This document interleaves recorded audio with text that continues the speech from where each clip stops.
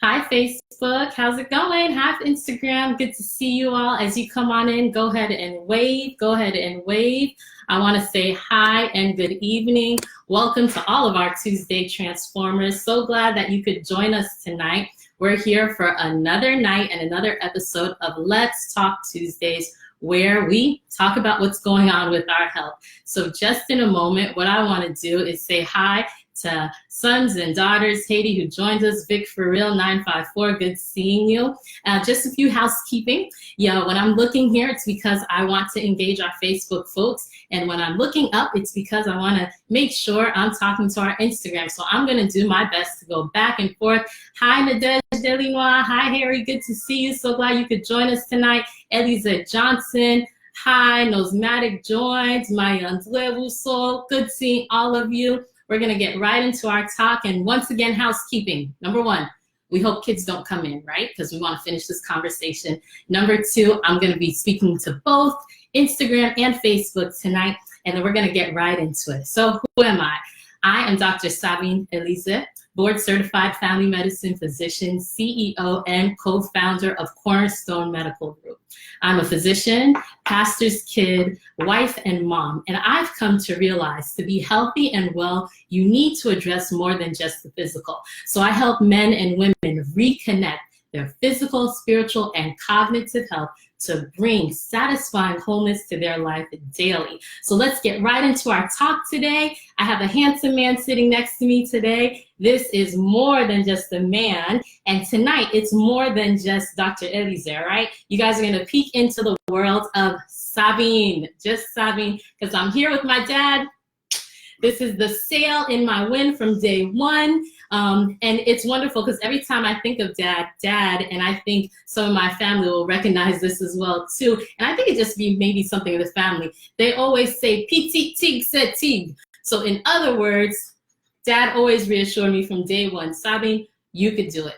I'm a tiger, you're a tiger, you could do whatever you set your mind to. So that's why it's so important for me to take this day, October 1st, to talk about what happened this time last year, and to also talk about what we're talking about tonight. If you know what we're talking about, go ahead and put it in the chat. CPR. That's CPR. I can't reach you, Instagram, so if someone could put that in the chat for me. CPR, CPR. What does that stand for? CPR stands for cardiopulmonary resuscitation, cardiopulmonary resuscitation. And before we get into the talk any little bit further, Dad, do you want to say hi? Hi, how are you, everyone? That's my dad, y'all. Okay, so this is why CPR is so important to me. This time, last year, 2018, life became real for us. And I'll just tell you plain out. Dad died, then he came back to life. And I want to share that story with you today. And that's why we're thinking about CPR. And I'm going to tell you a little bit about what happened. So this time last year, Mom, Dad, and my sister were in Paris. They're in Paris, France, getting ready to go to a wedding in the next few days. And I received a heart-wrenching call from my sister. WhatsApp, thank God for WhatsApp. Heart-wrenching call from my sister, screaming on the line and saying, Dad's not breathing, he's not talking, and he's not responding at all. So you could imagine getting that call probably at about this time in the middle of the night for them in Paris, about 8 o'clock here. Dad's not breathing, Dad's not talking, he's not responding. What do we do? So this is where CPR came in. And I have to tell you, I had to do what I know. And what I know, first of all, is to call Jesus, right? So immediately called Jesus. And then I asked my sister to go ahead and let me see Dad. So at this point, Mom is actually in the hotel room with Dad, and his heart just stopped. Dad, do you remember any of that? Well, the only thing I know, at 10 o'clock, I realized that I had an overdose of insulin. That's the insulin. It does that sometimes. So Dad had an overdose of the insulin, possibly. His numbers were very low. And what Mom explains is that she just woke up and saw Dad completely still on the bed. So what happens in that moment, right? What happens in that moment when you come across someone, and it could be a friend, it could be a family member, it could be just anyone that their heart stopped. Their heart has stopped. They're not breathing. You just don't know what to do. And this is why CPR is so important. Cardiopulmonary resuscitation is so important. And that's why my answer to the question that I asked this morning changed. Dad, I asked the question to everyone on Facebook and on Instagram, and I asked them, do they think it's important for high schoolers to learn CPR, like the way people get their driver's permits, or just like a requirement? And I want you right now to answer that question before Dad answers that question.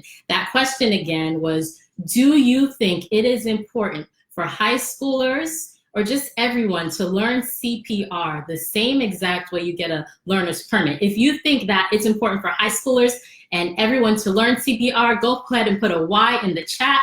If you think that it's really not that important, then go ahead and put an N in the chat if you feel like that's something that should be reserved just for individuals who are going into medicine. Here we have, I am P. Deli said, very important, everyone. ER Doc Mom, hi, good to see you, said yes. We have a thumbs up from darling Nikki. Sons and Daughters Haiti said yes. So we have a lot of people saying yes. And I will tell you honestly, last year, a few months before all of this happened, I remember getting that same question. And I said, maybe not. Maybe it's not that important. Maybe that should be reserved truly for those in the medical field. But October 1st, 2018 changed my mind about that completely. So now, Dad, do you think it's important? Definitely. Definitely. Why do you say it's important? In fact, let me tell you something. If my wife didn't know how to do it, I wouldn't be alive tonight. Go Mom. So let me go take you back now to what was going on this time last year in Paris. After Tanya, my sister, called me on WhatsApp, she gave my mom the phone. A background for mom is actually a registered nurse. Mom is a registered nurse. But truth be told, mom has been away from the bedside for what, over 20 years now? Yes. Over 20 years, mom has been away from the bedside.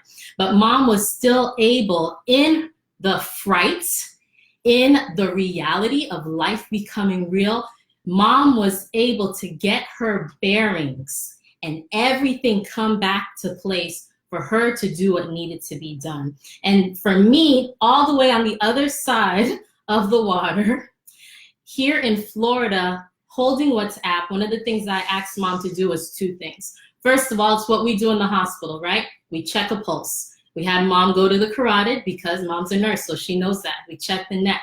I asked mom to check to see if she sees chest rising or chest lowering, and she didn't see any of that. So to just indicate if he's breathing. And the other thing too is finally I said, Mom, go ahead and turn the camera so I could see Dad. And I will tell you honestly, not as Dr. Elisee, but as Sabine, it's the most heart-wrenching thing to see that your dad, who is a superhero for you, just looked completely dead. And that was the case. At that point, I asked mom to go ahead and try to roll him over on the side. Mom said that she felt what felt like dead weight, couldn't move him. So immediately I said, Mom, we have to start compressions. And this is where CPR comes into place. So again, that CPR is cardiopulmonary resuscitation. What are we doing? When we are pressing on that heart, then we are sending the blood to all of the organs so that we could still have that blood flow going through. And that's what's most important when someone's heart stops. And as you can see, this isn't just in the hospital that people's hearts stop. This happens while you're on trips in Paris. This happens when you are at the gym. Some of you guys know that happened when I was at the gym with a random civilian. And it just happens whenever, wherever. So there's a necessity to that. So from that moment, we were able to, and I was able to tell mom to start the compressions. And I think what's important is that sometimes when it comes down to CPR, sometimes people don't realize or they think that what they're doing is not correct. So through WhatsApp, I was able to just kind of view how fast mom was pumping and the depth in which she was pumping as well too. And this is what became really crazy. I actually had to judge it based on the way that I saw the phone vibrate on the bed, on the frequency and the depth to see how fast she's going. And being able to coach mom through that, tell her through, go faster, you're doing great, keep the pace, keep it going. That is the thing that really saved Dad's life, in all honesty. And I want to take note of this. Sometimes we think about cardiopulmonary resuscitation, CPR. At one point it was ABCs, and that changed, right? So it's airway, breathing, circulation. That has now changed to CAB. So compressions, airway, compression, CAB, compressions, airway, and the breaths, right? So for Dad alone, mom never had to do the breathing. The entire time, mom only had to just do the compressions, So more than anything else, I think it's important for me as a daughter who loves her dad, like many of you out there, or who just love your siblings or just love your family. There is truly, truly a need. There's truly a need for everyone to learn CPR. Dad, do you want to say anything else about that? Well, I decided to learn it myself. I didn't know that. Because I never know. Probably, I don't expect that, but you never know. You never if know. My wife has a need for that, I'll be able to do it. So in other words, the way mom saved your life, you want to be able to save her life too? Exactly. So that's a really great thing. So I want to just go ahead, and if anyone has any questions, if anyone wants to add to this discussion, maybe next week what we're going to do is really start talking about how many lives are changed through CPR, how many lives are saved through CPR. I think there's a need to continue this discussion. I wanted to bring Dad on tonight, October 1st, literally a year to date of when Dad's heart completely stopped. And mom was able to do correct CPR to bring Dad back. And no deficits, he's fine. And we really don't even know how long he was in that state, because it was in the middle of the night in Paris. And mom just said she just woke up out of nowhere.